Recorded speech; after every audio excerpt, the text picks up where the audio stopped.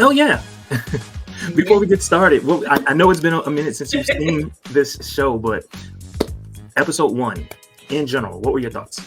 Episode 1 in general, I was like, okay, we're in Louisiana where lots of weird things gonna happen. So I was really, really excited when I watched this show years ago. So watching it again, I was just as excited. Of course, like with anything, I picked it apart from the accents to everything else. But we just expect all of the things that have to do with debauchery that go on in Louisiana to just deliver every single thing that we wanted to. And this episode did not disappoint for me from the very beginning, just traveling on this lonely, dark, and ominous highway. Like, oh my God, nothing good is going to come from a store in the middle of nowhere in Louisiana. So it just gave me everything I needed, from the thrills, the chills, and of course, the comedy. Yes. Welcome to our channel. Today we're diving into the mysterious world of True Blood, Strange Love. Prepare to be transported to Bonton, a small where vampires and humans coexist. Here, the lines between good and evil becomes blurred as love takes on a whole new meaning. Meet Sookie Stackhouse, a charming waitress with the power to hear people's thoughts. Her life takes a dramatic turn when she crosses paths with Bill Compton, a seductive vampire seeking a chance at redemption. Their forbidden love becomes the catalyst for a series of spine-chilling events. In this thrilling series, we'll encounter shapeshifters, werewolves, and witches, each with their own dark desires and hidden agendas. As the town becomes a battleground between supernatural forces, alliances are tested, and lives hang in the balance. But be warned, this is not your typical love story. The depth of emotions explored in True Blood will leave you questioning the borders of your own desires. Are you prepared to explore the complexities of human nature and uncover the secrets that lie within? So join us on our exhilarating journey through the shadows as we unveil the dark secrets of True Blood. Be sure to hit that subscribe button and stay tuned for more thrilling adventures. And thank you for watching.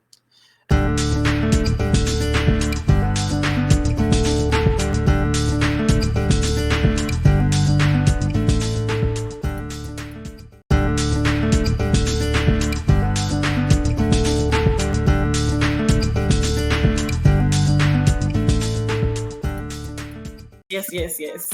Can we start? And you kind of mentioned it, traveling a dark highway road, and then all of a sudden, someone unzips your pants. Yes. And can we just name the fact that would wake me up? Look, because there's nothing for miles. Why not have a little game of slap and tickle on the highway? We've all done it. So hey. So for me, it was very realistic, especially growing up in the country. These dark highways, you don't have to really worry about a whole lot. You won't see a car for probably another 5 to 10 miles. So that's a lot of time in miles. A lot of time. Things done. If you want to get a little frisky. I would always wait till the Chapel Basin. I don't know about you. Oh my! Look, talk about thrilling. That was thrilling. But Highway 71 is really long. Just can't go too fast. But yeah. All right. Speaking of that first scene, so we get these these co-eds, and in the middle of his little session, he sees True Blood, and so he wants a bottle of True Blood, and so they stop off, and I guess that was kind of like, it was like some hints that were given to us in that first episode. Look, we've all seen True Blood at this particular point in time, but we're reminiscing on the show, and because we've already seen it, there are certain things that we're picking up on that that we remember. And so a real vampire overhears a fake vampire scaring this co-ed, and he basically tells the guy who's pretending to be a vampire, don't you ever do that again. Yes. And so in this moment, what I just wanted to ask you real quick, and I don't know if you don't have anything to add, you don't have to, but what did you recall in that moment? In that moment, in fact, I'm looking at this scene. So I had no idea in the beginning that this is not a layperson, this is a vampire. So when he comes up and he asserts himself as such, and then you have the political scene playing in the background with Nan Flanagan speaking on vampire rights. And then he comes up and he asserts himself as such. I'm thinking, oh my goodness, I would have peed on myself as this man with all of these tattoos trying to come off as really hard or whatever. But then you get chin checked by a real person, not a poser or whatever. So I'm thinking, oh my goodness, he has really been spared, because I thought he was going to kill him. Right. In that moment. And then, then they have this kind of marketing thing that kind of comes up because he slams the True Blood on the counter. Like, here, bring me up, basically. And can I tell you, I had forgotten all about True Blood. I'd forgotten all about True Blood. I mean, you know, because several seasons in, you realize True Blood ain't nothing. You know what I'm saying? It ain't nothing. So when you see it, it's kind of like, what is this? I forgot. I did. I'm not gonna lie. I forgot all about True Blood. Did you remember True Blood? I did. I also remember the term "fang banger," but we'll get into that later. You know, so that stuck out for me only, you know, because of the political, you know, ramifications of how they were pushing it in vampires basically not having to really hide or whatever. Like, hey, you know, we're cool. We'll drink this synthetic blood, and you don't have to worry about killing you. You know. Okay, so the next scene is they're at the bar and we see Sookie, and we quickly realize that Sookie can read people's thoughts. I mean, my God, what type of power is that, Elliot? What type of punishment is that? I don't see it as power. I see it as punishment. You know, then you got all the townspeople, because again, this is just common small town. Right, small town. You're right, and they all think she's crazy. And who wouldn't be if you could hear everybody's thoughts all day long? Okay, I couldn't imagine. And most of them are negative and pointing towards you. Like, I can't walk by anybody without them saying something crazy about me, or even sexual things about me, and it's like, ugh, I would never. But yeah, so I felt like this is not a power. This is a punishment. Next scene is Tara's scene. So Tara's in the store reading a book, mind you, sitting down reading a book. Okay. In a folding chair. Okay. A lawn chair. A customer comes up to her asking for something. I don't even remember what she was asking her for. And the customer didn't know what to ask for. She gave some attributes, not an actual name. Okay. And that's what pissed Tara off. And Tara commences to read her for filth. So wait a minute, you didn't call first to get this thing that you don't even know what it's called before you drove an hour, and now you wasting my time, and you bet not get me fired. I'm like, so Tara gets fired. Tara most certainly gets fired. And calls Sookie. So, you know, right here, you know, we realize, okay, so number one, Tara is important. Number two, Sookie is important. Tara calls Sookie and, you know, basically says, I need to get a drink, right? So I remember thinking, number one, when I first saw this show, a black girl is best friends with a white girl? How interesting. In a small town in Louisiana. Yeah. What were your thoughts about that? I thought that was pretty interesting. I'm glad that they put it there out front. But it was really interesting because, I mean, at least where I'm from, in a small town, it's not something, at least during my time, that was very, very popular. Mm-hmm. You know, and then not just regular friends, like literally best friends, like family. Mm-hmm. So I was intrigued by that relationship out front. The first person she calls is Sookie. Mm-hmm. And Sookie, the name itself, for me, was just like, how did we arrive at this? But I was definitely amused by it. Or like Bill says later in the episode, Sookie that's not sharp or something. Okay. The first couple seasons when I would first watch it, I wouldn't call her Sookie, I would call her Nookie, because that's I couldn't remember Sookie. Could not. Oh, Sookie. Since you brought up family, we see Lafayette grilling, cooking in the back. What were your first impressions of this particular character? My first impressions of Lafayette were just flamboyant, brave, unfuckwittable. One word. Like, this is a person you don't mess around with because he is sure of who he is, and that's gonna be that. I mean, he's fun-loving, he's knowledgeable, and he has the quips. He's gonna come with it with the words. Yes. Speaking of, I'll give you a little cocoa. Yes, and it doesn't matter who you are, race, color, creed, species, don't matter. Lafayette gonna be Lafayette, so he's like literally one of my favorite characters, and I would venture to say not just in the realm of this show, but period. Like as characters go, he's just a fun character. Speaking of, did you know that originally in the books, because you know True Blood was based off of some books that were written by I can't remember her name, but basically this particular character was supposed to die within the first season of the show. Did you know that? I did not. Yeah, and he was so popular that you know he was on every season of this show. Yes, he definitely made it. He couldn't wait for a good Lafayette scene. All right, and so in the next scene, basically we see Jason. Jason is Sookie's brother. He's basically having sex with someone. Always. Jason is a hot boy. Oh, is he hot? He is a Caucasoid like nothing I've ever seen. He's a nice little specimen. He really, really is.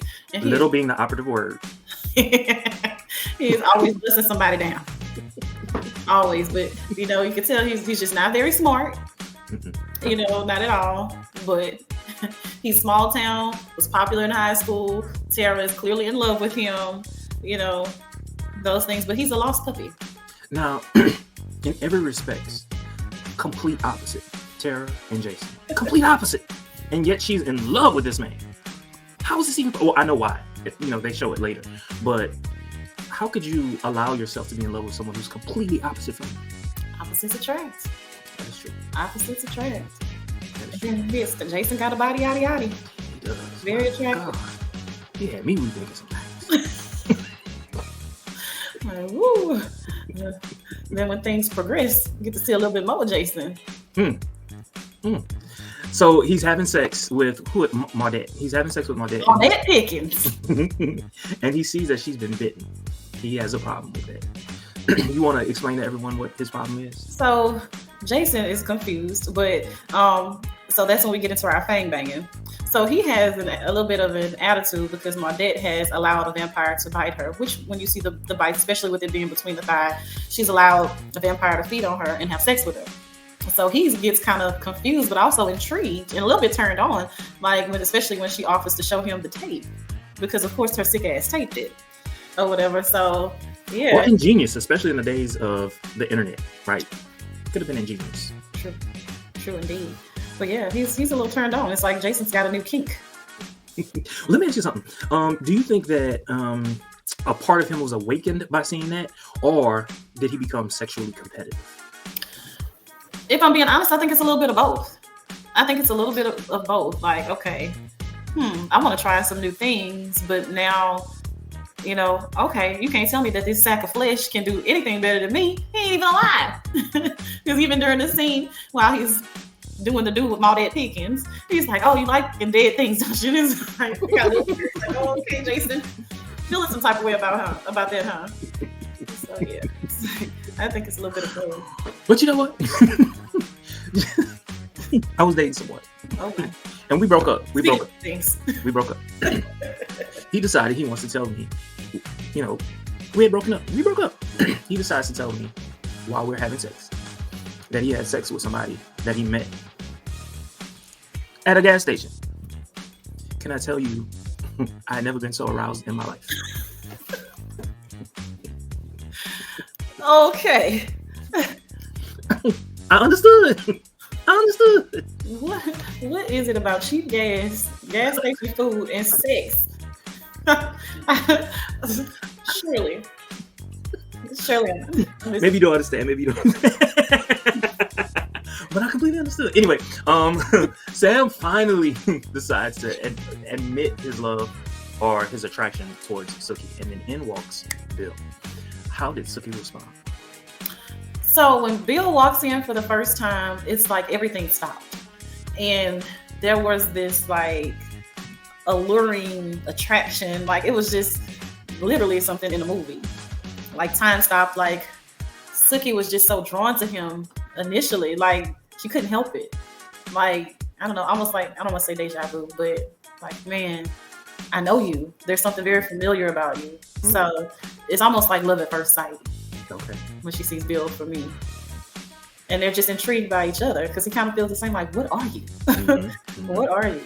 Plus the fact that she can't read his thoughts. I mean, she finds out a little bit later, but she can't read his thoughts. And that really intrigued her. Like, oof, I have a place of solace with you. Yes, I can relax and not hear all the things, like literally all the things. So I'm like, okay, I was rooting for that from the beginning. I mean, Bill is dead as hell, but, it seems to be Sookie. Can we talk about Bill for a second? Can I say that as vampires go, he was not it for me. It's Eric for me, but that's later. When I tell you, there's nothing Eric could have ever did wrong. Nothing. And can I tell you, there's not anything about Sookie besides her blonde hair. No, Sookie is really a plain Jane. Definitely, she's not the most attractive female character on that show. Absolutely not. In fact, I would say that out of all of the main characters, Bill and Sookie are the least attractive. I mean, give me Lafayette.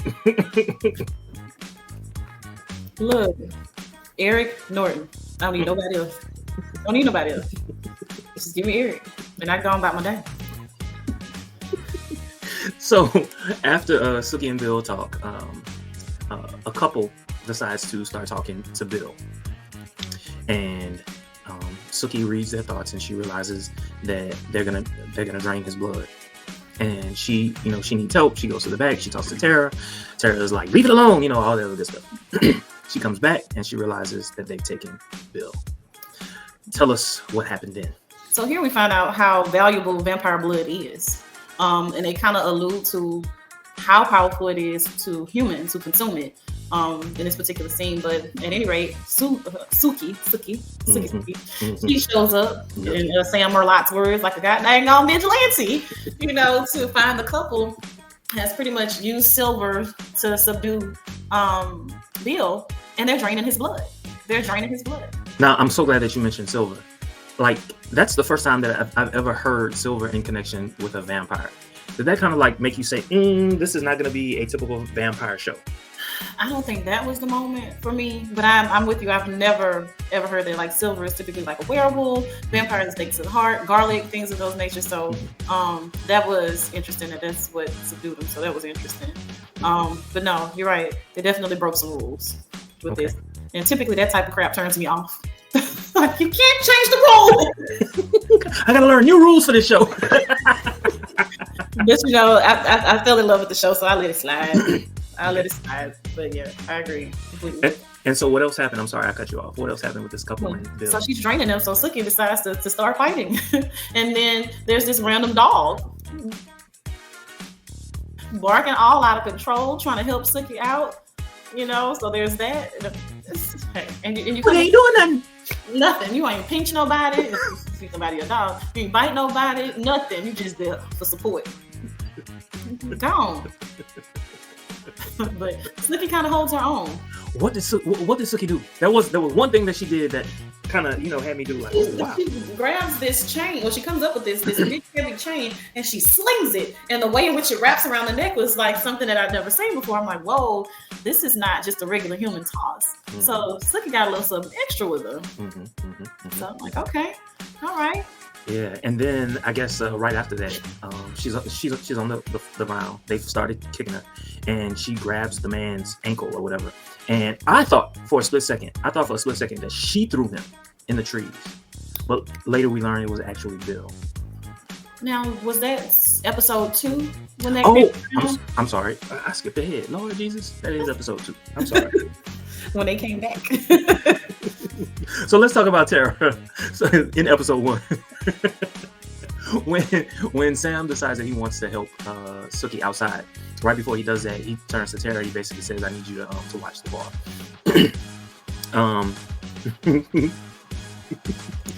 You're like, you ever been a bartender? She's like, no. She says, I only go off on stupid people. We should have a lot to do tonight then. I'm sorry. I absolutely love Tara and Lafayette. I'm sorry. I do. I think they are an amazing family. We got 2 anomalies and 1 bloodline. Just 2 scoops of ignorance. I love it. But wise. Very wise indeed. Oh, God, we skipped so much. I'll fix it. But really, I mean, that was the main part of the episode. But anyway, so Sookie goes home. She tells her grandmother that she met a vampire. And this was so interesting to me because the grandmother handled the situation not like my grandmother would. How did Sookie's grandmother handle finding out that her granddaughter met a vampire? And Graham just chilling like, oh, I'd like to talk to him sometime, basically, and all these other things. And it's just like, here we go. This is some Louisiana shit. Like, this is just normal. Like, girl, stay away from that man. He gonna eat you. And not in a good way. And so the next day, Sookie is sunbathing.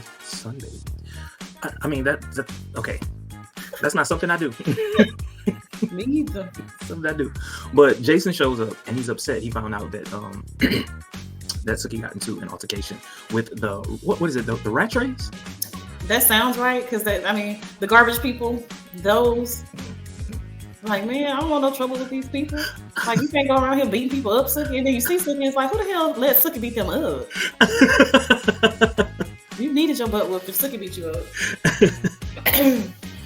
So they're at the table midday, and the grandmother finds out that Mardette Pickens has died. And Jason has this look on his face. You want to describe that look? The dick look. Like, I done stepped in it now. Like, oh my God. So at this point, he has no idea. Well, he has an idea. That's something that's happened already. But he plays it kind of cool other than that dumb look on his face. Yeah. And he lets them know that he knows a little bit about the vampire subculture. He knows how much fangbangers get paid. He knows about prostitutes or hookers. I don't remember which term he used. All of that. And I remember the grandmother was like, "What's a fangbanger?" Would you have been a fangbanger? Would I have been a fangbanger? Probably. Probably. You know, if I'm being honest, you shouldn't always want to try new things. But I can honestly say I would have probably been a fangbanger. We would have been in the Fangbanger Club. A whole support group. I don't know if I want to be a vampire though. I don't know if I want to be a vampire. I don't know either. I could get with the fangbanger. That, you know. At least not in this reality. I think in Interview with a Vampire, I think I would want to be a vampire in that reality. Not so much in this reality. Because this reality is too much reality. There are a lot of supernaturals. Mm-hmm. A lot in this show. To the point to where later on in the show, I'm like, okay. Woo! I can't keep up. Like, y'all took every supernatural being that you've ever heard of and stuck it in this show. Which, for me, I loved that. I think, when I was kind of like prepping for this, I was reminded of something that Erica had said when we were watching Interview. I don't remember if it was Interview or Mayfair, but she had a critique in Corey too that there's not enough magic in this show. Mm-hmm. But in this show, True Blood, there's a lot of magic, and it keeps me like, okay, things are about to change. It was a good storyline. It was a good storyline, but it did definitely catch me off guard with as much as they were able to put into it. It was always something new emerging. Every episode, almost every season, and which it went on for a long time. So hey, I guess somebody loved it. Right, and it was HBO's #1 show. Really? Oh yeah, they were killing it. It was still, even when Game of Thrones first came on, it was True Blood that was still leading the way. Even in its last season, it drew more people to it than Game of Thrones. Mm-hmm. Okay. So that same day, the police show up at Jason's job. By the way, Jason is doing his job shirtless, sitting down like this, legs open. I had a visual. I don't know about you. For me, it was a little bit later with Jason. But, I mean, he's an undeniable fine specimen. Mm-hmm. And him doing manual labor, that was just a good look. It's a good look. So Sookie's grandmother goes up to Sookie and is basically like, she wants Bill to talk to, I'm going to call it Mothers of the Confederacy. Whatever name they gave it in the show, I'm just going to call it Mothers of the Confederacy. I just had a bad taste in my mouth. I was loving grandmother all up until this point, but hey, it is what it is. And so, Sookie says, hey, I'll ask. Next scene is, it starts off basically, it's a pan shot where Tara has her legs up on the bar. This customer comes in, and then in walks Lafayette. And I'm going to read what it said. Hey, hooker, what you doing here? I work here. Oh, no, you don't. Oh, yes, I do, you ugly bitch. I love their relationship. I love their relationship because I don't know if they ever actually said it, but are they like first cousins? Yeah. Uh-huh. But I love their relationship because they're more like sister and brother, which I find like with my first cousin, we're the same.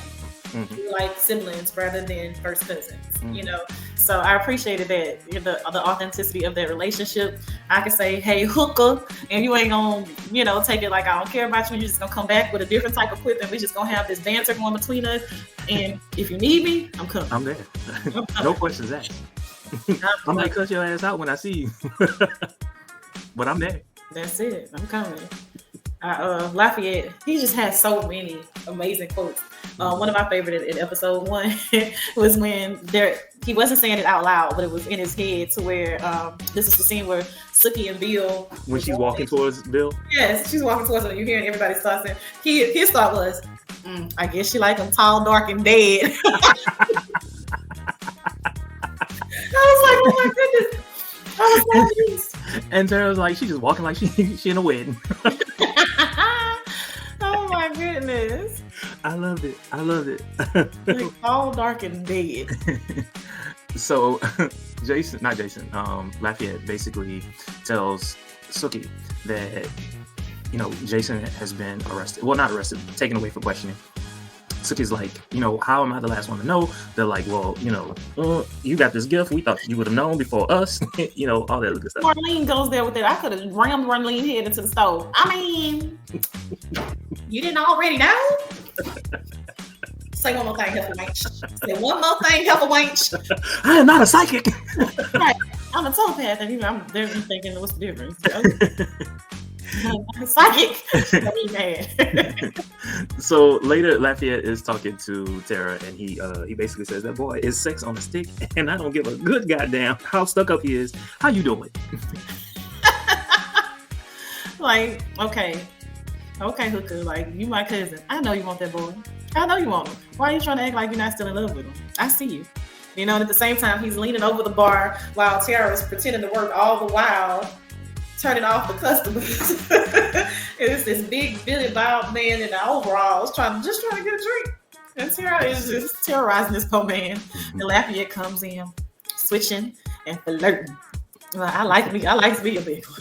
I'm not turned off by that at all.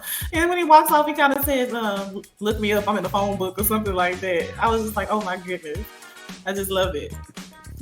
It's television perfection. I mean, how much better can it be? How much? I love it. So Sam is also upset. Sam, after she walks up to Bill, they talk, all the other good stuff. She walks off. Sam whisks her off into his office. He starts shouting at her like, you're being reckless. You're putting yourself, you put my customers all in danger, all the other good stuff. He goes in for he attempts to hug her, not attempts to actually hug. And then what does Sookie hear in her head? She's hearing his thoughts, him confessing and professing all his love for her. So she's creeped out. 1, you're my boss. 2, I don't mess around, so I'm not even looking at you like that. And 3, I kind of figured like we were friends. So no. So she is very, very turned off. She didn't think it was sweet, and during any of that, she was, if anything, repulsed. And then in walks Tara. The Tara. Yelling and screaming at her, like that family member that you can't control. So she's going off. Meanwhile, Sam is still having all this thoughts going through his head, and she's like, you know what? I don't need this from either of you. I can take care of myself. And at the end of the night, Sookie leaves the bar, and the Rattrays show up and start beating her. They show up and start beating her and sing.